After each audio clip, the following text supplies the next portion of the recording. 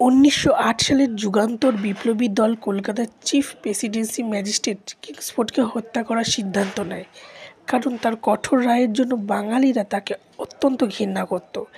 এই গুরুদায়িত্ব অর্পণ করা হয় ক্ষুদিরাম এবং প্রফুল্ল চাকির ওপর। ১৯০৮ সালের ৩০শে এপ্রিল বিহারে মুজাফফরপুরে তারা কিংসফোর্ডের গাড়ি ভেবে অন্য একটি গাড়িতে বোমা নিক্ষেপ করেন, যার ফলে ২ ইংরেজ মহিলা নিহত হন।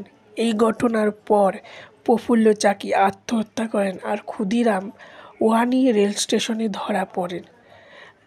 ক্ষুদিরাম বসু ব্রিটিশ পুলিশের কাছে ধরা পড়ার পর বোমা নিক্ষেপের সম্পূর্ণ দায় নিজের কাঁধে নেয় এবং অন্য কোনো সহযোগীর পরিচয় দেননি।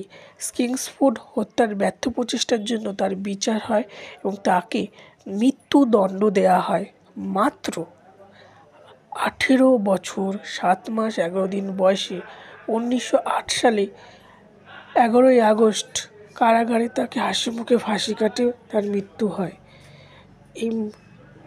এই বিপ্লবীর আজ জন্মদিন বা জন্মদিবস। তার এই অবদান বা বলিদান যাই বলো না কেন, আমাদের ভারতের ইতিহাসে এক স্মরণীয় ঘটনা এবং শ্রদ্ধার ঘটনা এবং বলিদানের ঘটনা। তাই তাকে স্মরণ করে কিছু কথা বললাম, ভুল ত্রুটি হলে মার্জনীয়। আমার কিছু সেরা মুহূর্তগুলোর মাধ্যমেই তাকে স্মরণ করা হলো। আজ তার জীবন নিয়ে কিছু বললাম, তার কারণ হচ্ছে আগামী প্রজন্মকেও কিন্তু এই বিষয়ে জানাতে হবে। আর আমার মুহূর্তগুলোর সাথে এগুলো একটু জুড়ে দিলাম, তার জন্য ক্ষমা প্রার্থী। আর কেমন লাগলো এবং ইনফরমেশনটা কেমন লাগলো অবশ্যই জানিও। সকলে যারা দেখছো লাইক করো।